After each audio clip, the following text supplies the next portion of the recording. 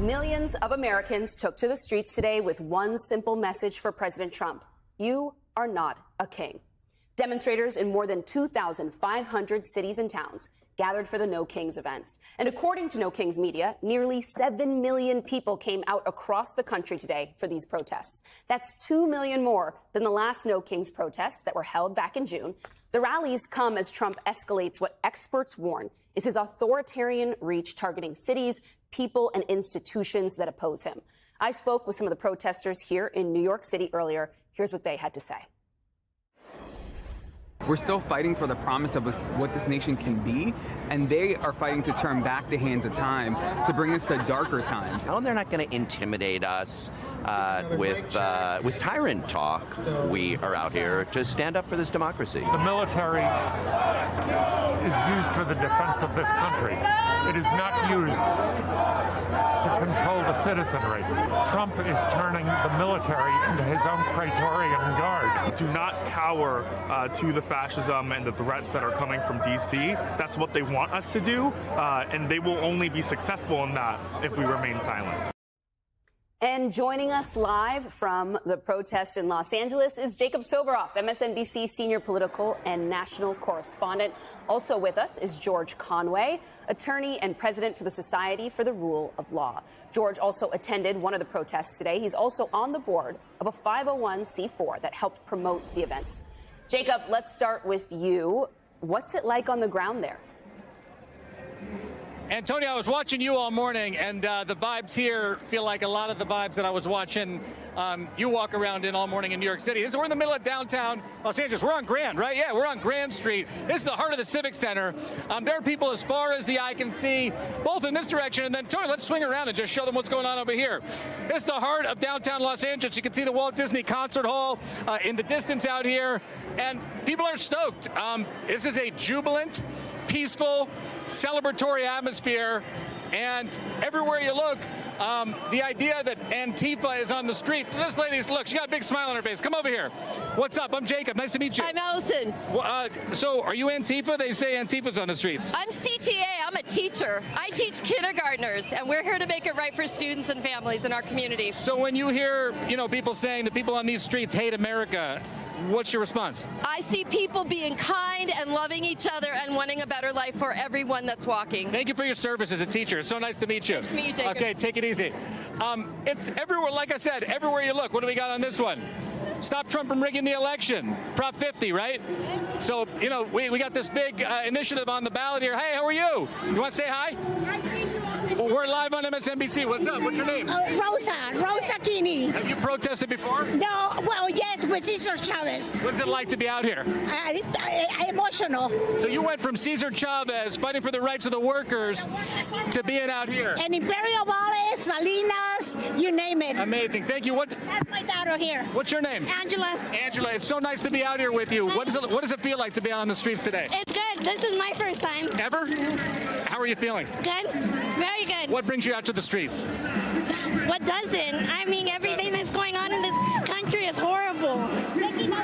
Taking away our rights, taking away our neighbors, kids being scared to go to school is horrible. And you're fighting back? Yes, of course. All right, you be safe out here today, all right? You too. Nice to meet you guys.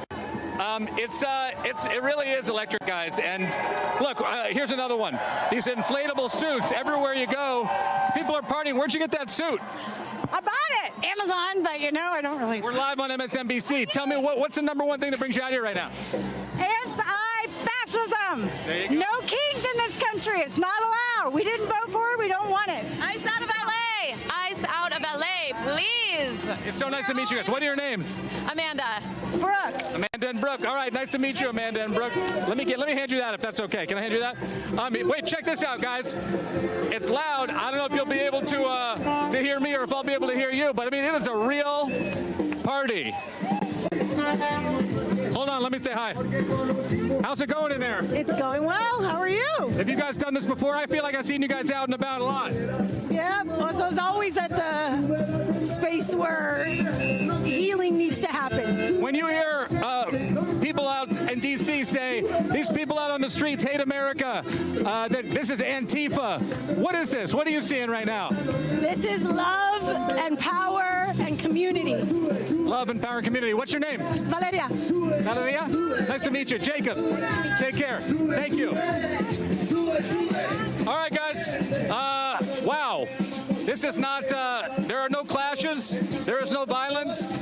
This is a big, peaceful, loving day on the streets of Los Angeles. Guys? Jacob, what's the best sign you've seen today? Oh, man, the best. How about one that we find right now? Oh, here. This is very California. This is very California. The only orange monarch I want, the butterfly sign. They just asked me what's my favorite sign. Check it out. Nature very lovers California. right there. Hi. Say hi to MSNBC. Hi, MSNBC. Guys, we love butterflies in California. Who doesn't love butterflies? Jacob, make sure you get a energy bar or a Red Bull for your cameraman. You're really working them hard with all those movements across the protest. Hey, you know Get your I steps got them in. in my backpack. That's why I brought the backpack. There you go. Stay safe, my friend. We'll check in with you a little bit later. Greatly appreciate it. So, George, we want to check in with you in D.C. Was the vibe in D.C. as much fun as what was happening in L.A.? Or, I mean, I know D.C. has just been a resurrected war zone, but you were there today, and you also were in a pretty interesting wardrobe choice, I must say. I feel like you were wearing a T-shirt that was designed to troll Donald Trump. Yeah, it said, I am Antifa. And I think a guy from the Daily Caller took a photograph of it, and then it was some kind of gotcha on conservative media. But, you know, it's just completely silly. I mean, I was out there with my dog. It was absolutely, I was out in Arlington, Virginia, shortly after 9 a.m. For a march that started at 10. I was there with my corgi, Clyde. And he Clyde wore might this. be Antifa. Clyde might really be Antifa as a corgi owner. Yeah, he wore this. I also had. Yes. And then I also had, just in case we ran into some buildings, I had a bag. Are you showing us your bribes cash. on live TV? You know, here. I mean, thanks for having me on. But anyway. You're supposed to do that after the show ends, George. Oh, sorry. No, and I actually, there was some kind of like a giant puppet of Donald Trump, orange face with little hands that they were manipulating, and I stood up to the puppet like I was making a peace offering with the Cava bag, and you know. So, but anyway, Mr. Soros came through. I mean, it's great. I was like, you know, I mean, I had all this walking around money thanks to Mr. Soros. But anyway, no, it was absolutely a love fest. It was absolutely a lot of fun. I mean, I think the problem we have in the modern world is people watch this stuff. We doom scroll on our phones and we're just like, oh, what can we do? What can we do? And all of a sudden you get out there with tens of thousands, hundreds of thousands of people who feel the same way you do. They may have different philosophies and backgrounds and interests and come from different walks of life, but they understand that something very wrong is going on in America, that America isn't being run for Americans, that is being run for a small group of people who want to basically pillage the country and leave nothing for the people, and to basically, you know, take away democratic self-governance. And that's not, you know, I mean, we have to accept the fact that in a democracy, you don't always get what you want. And what these people are doing is they haven't gotten what they want, and not everything I've ever wanted, get through the political process. And they want to basically call the process to a halt. And they want to destroy all the things that they haven't been able to stop over the years. And they want to do it without a popular mandate. And that's just wrong. And that's what unites everybody.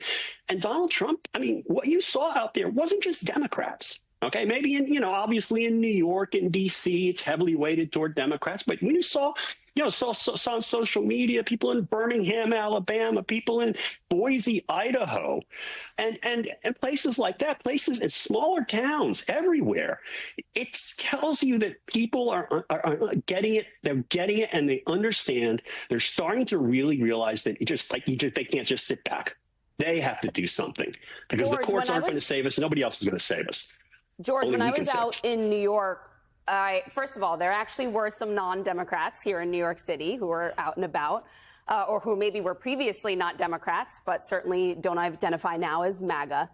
And one of the things that I heard people repeat is that they came out today because they're worried that the window to fight is closing, that there's this feeling of urgency right now, that there's been an escalation both with what they've seen with ICE, but also just that they've been surprised by the pace and the success that Trump has had in going after his enemies in just the last couple weeks. So they worry that this window to fight back against authoritarianism is closing right in front of their eyes. Do you, and from your expertise, do you feel like that's true, that we're here right in this moment where that window is closing? Yes and no. And let me see if I can untangle the answer on my TV. I think that if people weren't getting together and doing this at this moment, we would be in big trouble. Because if what has been going on for the past few months and is accelerating isn't enough to trigger a backlash of people saying, this is not what we voted for, this is not consistent with our Constitution, with our laws, with our traditions, and with principles of honor and decency, if they weren't standing up now, then we would be done. We would be done. And that window would close. And I think what's going on here is people were afraid that window was closing because nothing was happening. People weren't getting out on the streets. And now they know they can keep that window open. They can do it. They can do it by getting out there and showing that they're willing to go out there and take the time to fight for their beliefs. And then going out there and, really importantly, realizing they're not alone. So that was this was a very, very important moment. And I think people are starting to understand, too, this is going to be a marathon, not a sprint. Okay, Trump isn't going to fold tomorrow because of this wonderful 7 million people gathering throughout the country. But it means that people are willing to go out there and they're going to get more excited. They're going to get more people, more friends. They're going to tell about oh, this was fine. It was actually fun. Right. And we're going to see bigger and bigger and bigger events as time goes on. And the momentum is definitely on the side of the people. Yeah.